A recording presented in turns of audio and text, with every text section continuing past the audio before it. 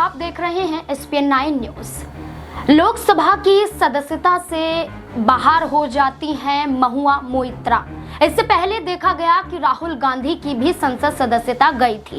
ये संसद सदस्यता मानहानि के केस की वजह से गई थी, लेकिन जो महुआ मोइत्रा की संसद सदस्यता रद्द हुई है वो सीधे सीधे तौर पर यहाँ पर धोखाधड़ी से जुड़ जाते हैं। ये जुड़ जाते हैं कि आपने कैसे लोकतंत्र को खतरे में डाला है, कैसे आपने अपने ही फायदे के लिए कुछ कारोबारियों का इस्तेमाल किया है। यहाँ पर पैसों के लिए, गिफ्ट्स के चक्कर में ये तमाम हथकंडे वो आजमाती हुई नजर आई है। दरअसल आपको बता दें कि जो महुआ मोइत्रा हैं, यहाँ पर उन पर बड़े आरोप लगे हैं। उन पे आरोप लगे हैं कि कुछ गिफ्ट्स के लिए और पैसों के लिए महुआ मोइत्रा ने यहाँ पर जो लोकसभा की लॉगिन आईडी होती है वो शेयर की है, किसी कारोबारी को यहाँ पर देते हुए नजर आए। और यहाँ पर गौतम अडानी के खिलाफ कई बड़े सवाल भी पूछे गए थे, जिसमें यहाँ पर हीरा आनंदानी की बात करें, जो कारोबारी हैं, वो यहाँ पर ये सवाल पूछते हुए नजर आए थे। और महुआ मोइत्रा ने उनसे पैसे लिए और लॉगिन आईडी दी और तमाम तरीके से इस पूरे मामले में संसद की विशेष कमेटी यहाँ पर जांच करती हुई नजर आई।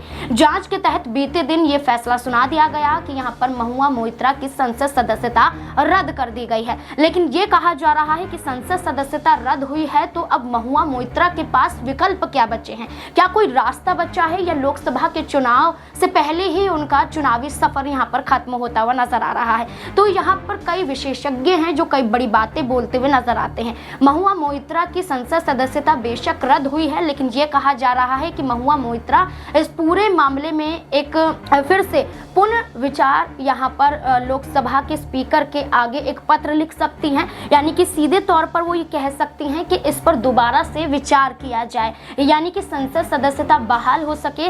इसलिए सबूतों के साथ वो यहाँ पर कुछ चिट्ठी, कुछ पत्र लोकसभा के स्पीकर को लिखते हुए नजर आए। लेकिन सीधे सीधे तौर पर उनके खिलाफ ही ये पूरा मामला नजर आ रहा है, जो जहां तक लगता है वो स्पीकर तक पहुंचने तक का मामला नहीं पहुंचता है। इस बीच आपको ये बता दें कि यहाँ पर यह भी कहा जा रहा है कि दूसरा ये है कि वो अपने मौलिक अधिकारों के तहत और प्राकृतिक न्याय के उल्लंघन के समिति मुद्दे पर सुप्रीम कोर्ट का रुख भी कर सकती हैं, यानी कि वो चाहें अपने मौलिक अधिकारों के तहत कोर्ट का रुख भी कर सकती हैं, वहां पर एक लंबी लड़ाई लड़ सकती हैं जैसे राहुल गांधी ने लड़ी थी। और वहीं पर तीसरे फैसले की बात करें तो यहाँ पर 4 महीने का उनको इंतजार करना पड़ेगा। लगभग इंतजार के बाद फिर से चुनाव लड़ेंगी तो ही यहाँ पर संसद सदस्यता वापस पा सकती हैं। ये विकल्प महुआ मोइत्रा को लेकर देखे जा रहे हैं। क्या लगता है आपको, कौन सा विकल्प अब यहाँ पर महुआ मोइत्रा उठाते हुए नजर आएगी? क्या है आपकी राय? कमेंट बॉक्स में जरूर बताएं। धन्यवाद।